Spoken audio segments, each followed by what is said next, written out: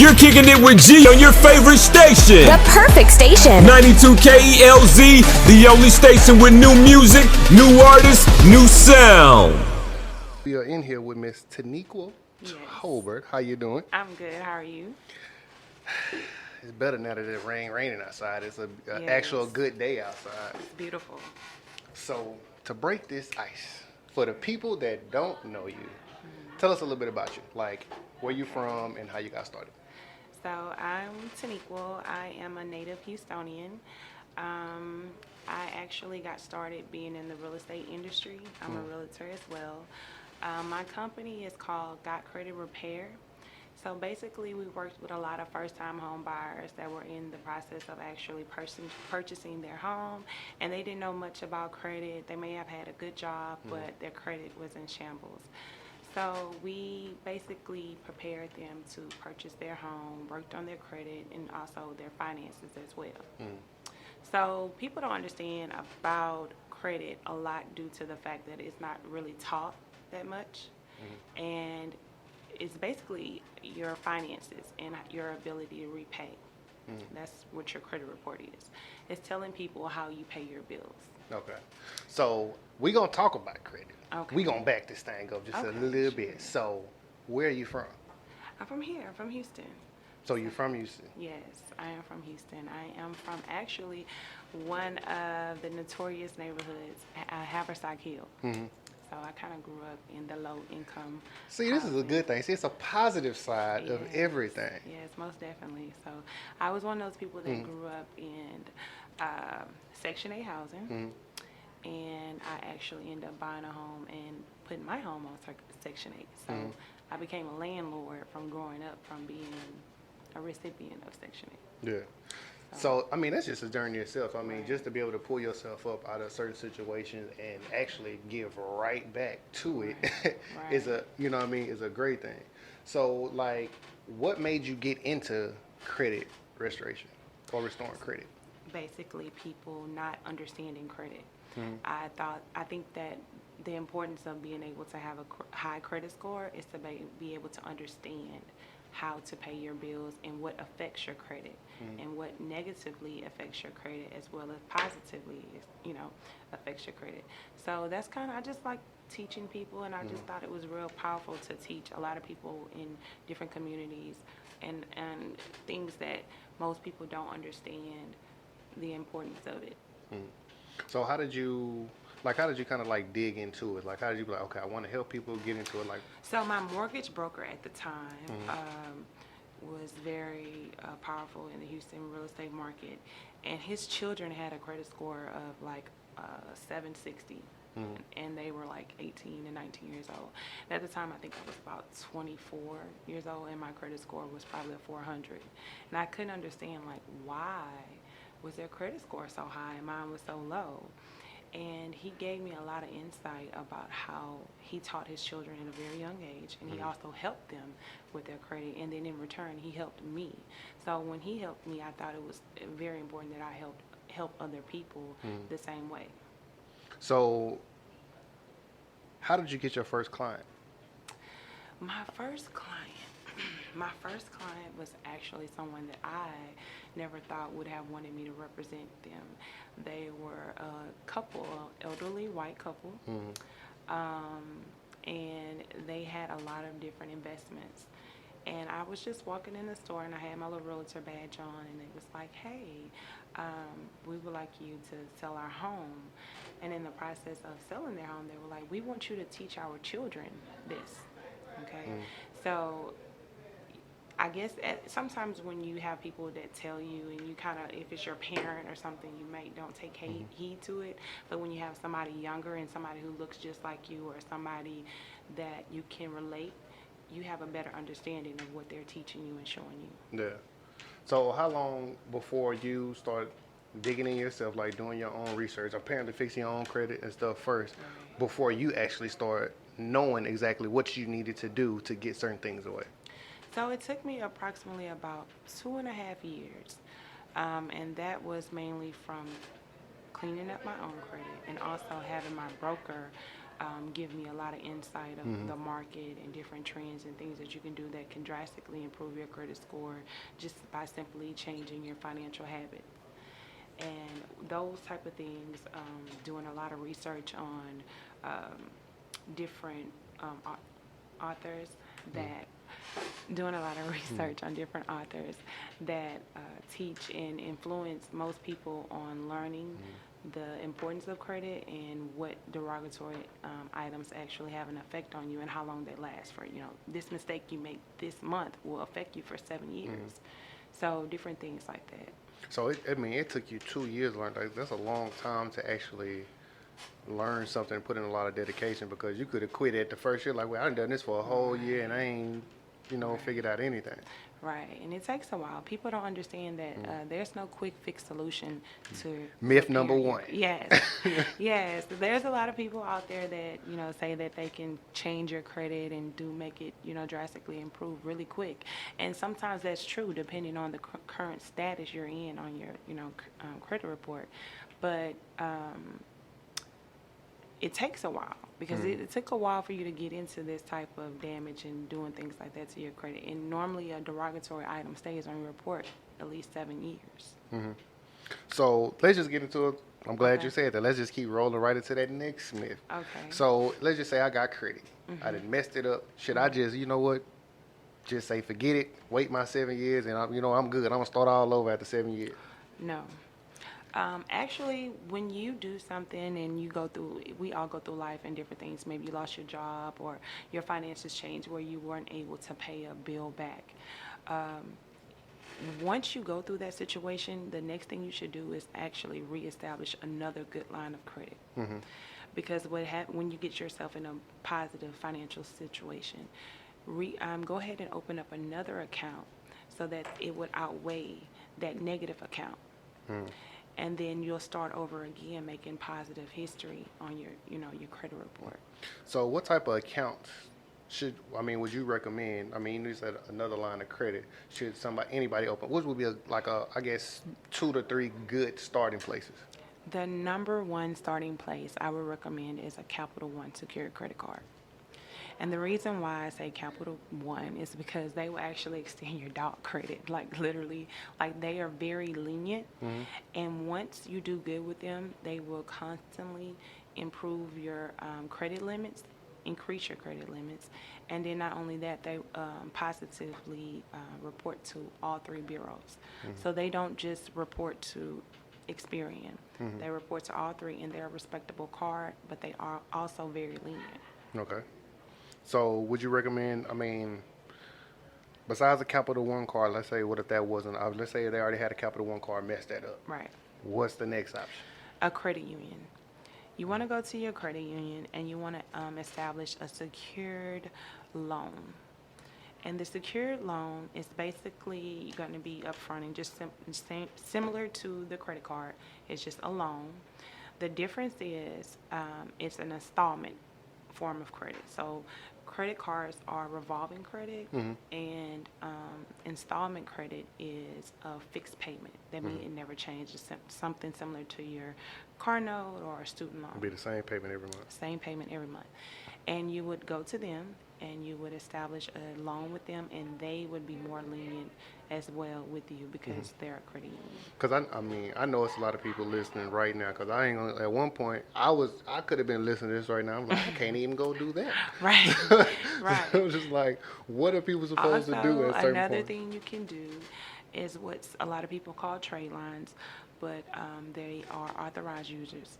So maybe if you have your mother, your cousin, a good friend, boyfriend, girlfriend that may have had established credit, and they can add you onto their credit card as an authorized user, and that would automatically put those years of history that they had but you can only do this if they had positive credit history with this limit. Don't do it with nobody got bad. No. Do not do this with anybody that has any late payments. Okay. So you want to make sure you do your research and find out that in tune they don't have any late payments before you let anybody add something to your account.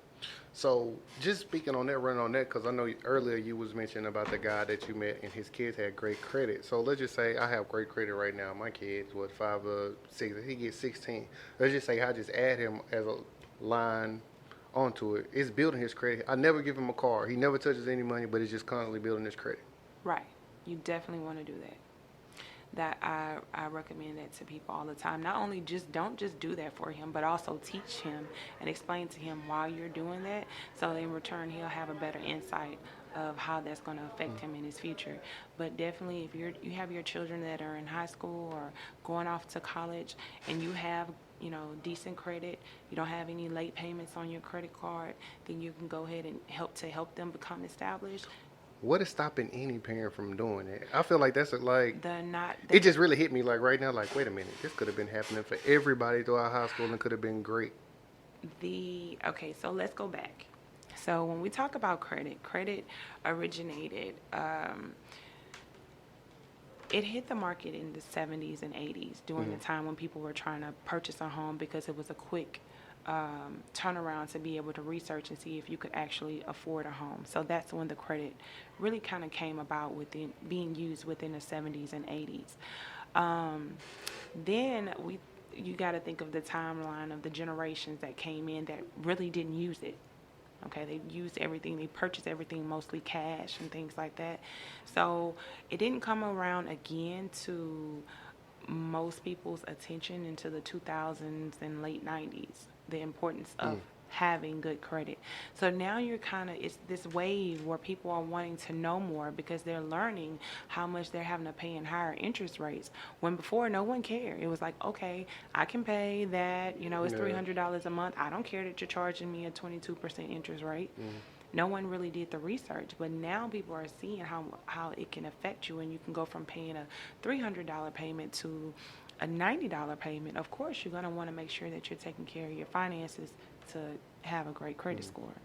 So are you just at the limbo of everybody when you're applying for credit? Like, do you have to accept certain deals that is presented before you? Okay, I'm sorry, I didn't understand. Say that one more time. Like, let's just say, like, when you're trying to establish credit, like the higher percentage rates, like, I feel like certain people, they just give you a higher percentage rate just to give you the highest number possible. Like, is it Right. like a range where like, I'm only supposed to be within this, so why do I have? So typically, I tell people to stay away from cards like Credit One and Premier, different things like that, cards like that, because they have a higher interest rate. To avoid those would be to actually establish the loans through the bank. However, you have to understand that there are different categories of credit. So if you have a lot of installment credit and you don't have any revolving credit, that's not helping you either. So you need to have a balance of both installment credit and revolving credit. So to get to that point, you would first have to establish a good lines within your credit union or whatever you're going to use to secure your loan through, and then move on to the revolving credit. And then that way you won't have to pay a higher interest rate. Instead of just going straight into having a secure loan and then get that high interest rate, you'll already have some positive history, so they won't be able to give you that higher interest rate. Oh, well, that's some good information right there, then. Yeah. But, okay, so let's just say we got all the people working with credit. We got different cars. They done tried the credit union. Like, we both been there. You said 400, so we all have been like, like at that point, like, how do you even dig yourself? Because you already know if you got 400, you ain't getting no yeses from nobody. I don't care who. You can go ask your mama. She's going to tell you that. So how do you dig yourself out of that? And let's just say you want to give yourself a realistic goal anywhere between 12 and 24 months. Okay. So one line. Realistic. Yes, realistic. For people that can't count, we talking about 1 to 2 years. Right. So, and here, you start with those authorized users, because that's going to automatically give you the most impact to your score, because that's going to automatically add all those years of payment history that someone else has had. 2, you're going to start with your finances. Believe it or not, your finances are the key component of paying your bills, right? with your credit report. So if I ask most of my clients, and I'm like, hey, what are the first 3 bills that you pay? And most of them say my rent, my light, cell phone, And car. insurance, car It's note. covered. Yeah. That's wrong. That is not how you pay your bills. That is how you were taught to pay your bills because your mother taught you that way. So you wouldn't come back home. You pay your rent first, you pay your car note. So, I mean, to take care of yourself. Mm-hmm. But that's not how you pay your bills. Because if you pay your bills that way, you're paying someone else's bills. Mm-hmm. How you pay your bills is, number one, you pay your credit cards. Mm-hmm. Okay. Why? Because you have 30 days to pay your credit card bill. You have 90 days to pay Reliant Energy. Doesn't mean it's going to be before they cut it off. It means it's 90 days before it's effective to your credit report. Mm-hmm. You have 90 days before your rent payment is reported on your credit report. It doesn't mean you have 90 days before they kick you out.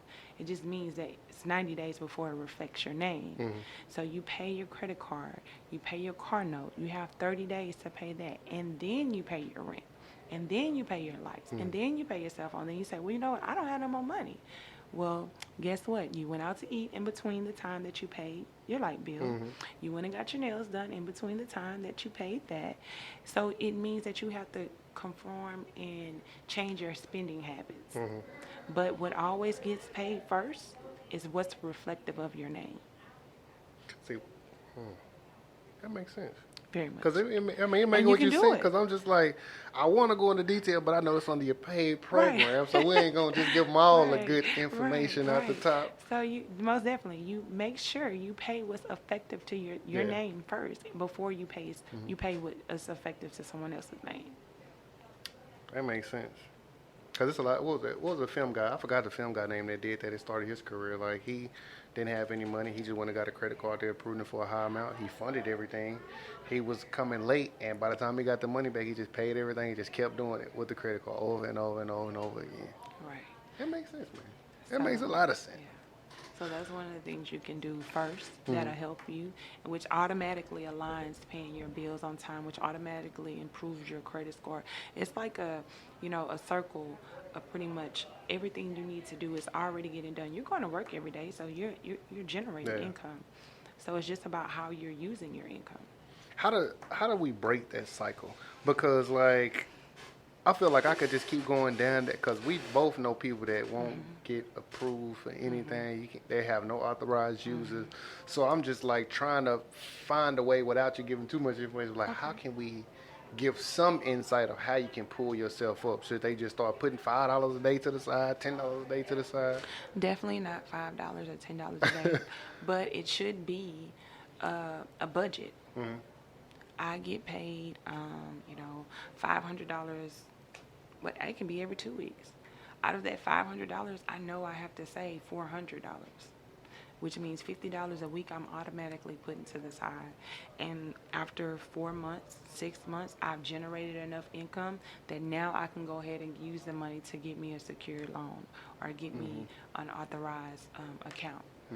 So secured loans are great, because I just want to go back to that, because a lot of people don't really understand unsecured and secured. Okay. For them. So secured means that you're putting your money up front. Mm-hmm. So that's what's securing the loan. Any other loan is they are giving you the income. And another thing people don't understand that I want to touch bases with is okay, I get this credit card and I got a $500 limit and I'm paying my bill back at $25 every month, but my account is maxed out. That's bad credit. It's going to negatively affect your score. People are saying, well, I'm paying my bills on time, but my score it's not really changing. It's because you have all this debt that's sitting there that, yes, you're paying the minimum, but your card should never be applied over 20%. See, I thought it was 30, and now you're saying 20. 20 is good. 10 is great. 30's on the line. 30 is really not good. We're going to put another myth to bed. 30% Right, ain't good. Right. 30 is not, because you're at that bare minimum. 20 is good. 10 is great. 30, you do anything over 30, you're bad. It's bad. Boy, that's sad, man. So Let's just keep it on rolling down the Okay, line. So okay. after the 7 years, does everything automatically fall off? No. The myth to that is that it's 7 years. It's actually 7 years and 6 months. So after 7 years and 6 months, everything fall off. Not everything. There you can have bankruptcies or liens, and those are 10 years. That's a long time. Very long time. So is there any hope for somebody that files bankruptcy to keep everything? Yes, there's hope. There's a lot of people that file bankruptcy and can get a house within 4 years or 2.5 years. Bankruptcy, and that's something else, and that's just depending on everyone's unique situation. But there's ways around it. Bankruptcy has just always been taught to sound so bad to it, but so many people use it to their advantage. So I'm gonna tell people this, even foreclosure. That scares a lot of people. You say that word foreclosure, and they'll never actually even think about buying a house. But they've been renting for 10 and 15 and 20 years, and they've always had somewhere to stay. It's more, I guess, an eviction can stay on your credit within 7 years, and it's looked at perceived worse than a foreclosure. Because after 2 to 3 years of having good history and you having a decent balance on the account, you can buy another home After a foreclosure. after a foreclosure. You have to wait 2 to 3 years to get out of that just to come back. So you can't do nothing within that 2 to 3 years. I mean, you can do different things, but you can be working on your You just credit gotta have card. your Yeah. money if you're gonna try to buy anything up front to Right. put that down. Right. That's not bad. So what about school loans? Because I've been seeing a lot of people on Facebook later. I got my school loans off. They done, wiped off, do credit repair. So I don't do that. I'm not saying that somebody else doesn't have those powers. I'm just a very honest and straightforward person. I don't have those capabilities unless they are put on your credit and they are is considered inaccurate information, or it's put on your credit and again inaccurate by the name they use, the different reasons. Then yes, you can get them off. But Sally Mae is one of those people that'll be on your credit until you die. Till you're dead, Yeah. you gone. If you don't pay them off, Sally is not going anywhere. But how effective really is that? Apparently it's... Very, very effective. And what people, okay, so let me give you this example. You have 3 student loans account, three accounts, and you become late on each one of them 3 times. Well, now instead of just having one account with 3 late payments, you actually have 9 late payments. For that one loan. I got 3 other people. So you have 9 late payments. And then so most people go, every semester and they're generating another student loan, which means that they have all these accounts, and by the time it's done, they may have 40 late payments. It kills your credit. At this point, I see how everybody probably getting off and getting them, because all that paperwork through 40 different hands. Come on, man. Somebody that misspelled something somewhere. Right. So definitely look into it. But one of the things you got to understand about it is when you're taking these loans and you're not actually applying them in your daily lives that you have, the risk you're taking, you need to make sure that you understand your options. You can always put them in deferment. You can always call and make payment arrangements. You can always, there's things you can do for your student loan that you don't have the option to do with your car note. So you want to make sure you use those resources before you actually let them go be paid late. Yeah. That is a lot. Yeah. All this information over here, I almost got my brain. But Yes. because it's a lot, man. Because I just been seeing everybody talking about credit repair, and I'm just like, everybody can't be that good at credit repair. No, now. and like I said, a lot of what I do is teaching, because I can repair your credit to a 720 today, and if you don't understand it, by next month, your credit will be a 550. So how much? Well, if I know it's people out there listening, like, how much do I have to pay her just to get my credit score to 720? So we have different programs because everybody is not at the same pace. You can either put $199 down and it's $75 for 6 months, and it's kind of like you pay as you go. Like as we're going, we're teaching you, we're instructing you. So you're talking $275 for 6 months. No. And what is that? I said $199 down and $75 for 6 months, a month. Okay. Oh, So it's 75 like a right month. about Okay. I got $600. you. It's right about $600. And then you gonna do everything. I do everything. And you can get it for free. If you were purchasing a home, we give it back to you. So at your closing date. That's So not a bad deal to so help it's you fix basi- credit to get you a crib. Right. If you get you a crib, you get it back free. And you're a real estate agent too. Yes. So I it's did just gonna 11 keep rolling. years. I just celebrated 11 years. That's a long time. That's hey, Yeah. congratulations. Thank you. Thank you. Man. Yeah. So I'm just like credit, credit, credit. One more thing I want to say. Inquiries. I A was lot of just gonna- people don't understand the effect that inquiries have on you. And I like to break it down in a way to where it's kind of considered like being a beggar. A person with good credit won't allow you to touch their credit. They won't walk into J.C. Penney's and someone say, hey, we'll give you 15% off, Nah. just apply for this card. They're going to say no. Okay? Because what happens is when you limit yourself to a J.C. Penney's card, a Walmart, well, not Walmart, J.C. Penney's or Foley's or Macy's or whatever, you pretty much, you can't use that card any other place. If you want to go on vacation, you can't use that card. If you need to go buy groceries, you can't use that card. If you wanted to go, do anything for your kids, Can't do that. you can't use the card. So you want to use cards that you can use anywhere. And you can, or get to the point to where you can start using the points to buy something instead of taking that discount. Because what happens is they say, hey, we're going to give you 20% if you apply for this account today. And you apply for the account. And then you sign up, you receive the account. And then they charge you a 30% interest rate on whatever you bought. So you're thinking you're getting 20% off. But really, ultimately, you're paying More than what? 3 times what the product is worth. See, that's how them interest rates roll in there and get you on that back end.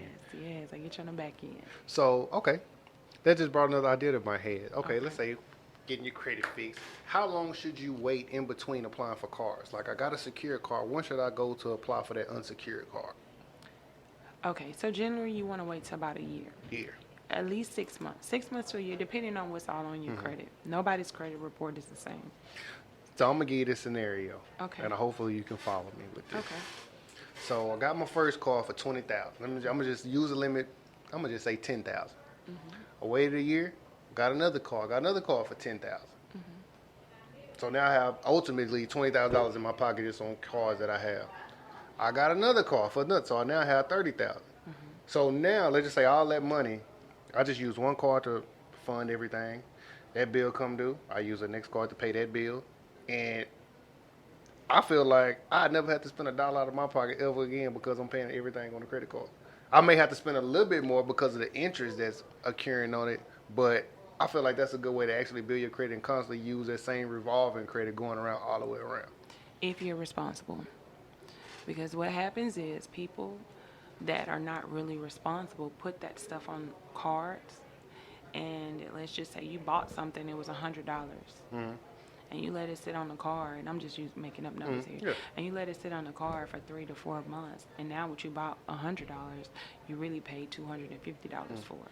Well, I'm talking every month. Like, since I have 3 cards now, after this 3 years, let's say I just maxed out that 10. So when that bill come due, I just use that next card that was a zero balance to pay that 10 and just keep it rotating all the way around from all the cards paying each other off. Again, you're playing the interest rate game.